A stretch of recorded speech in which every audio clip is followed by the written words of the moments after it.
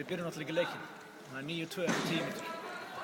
Þar fyrst og fremst fer leikurinn. Þeir fengu það forskot áreynslulaust með 6 hraðablöpum og bara gjöf í upphafi leiks.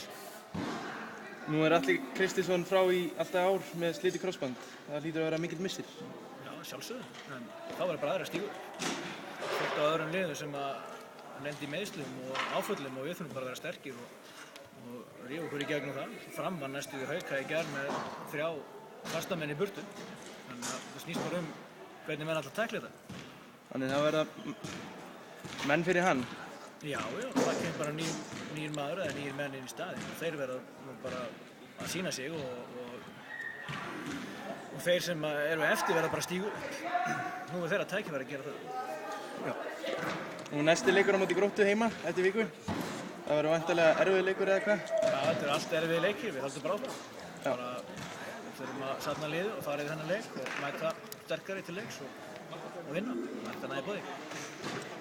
Arnar Gunnarsson, takk fyrir. Takk að þér.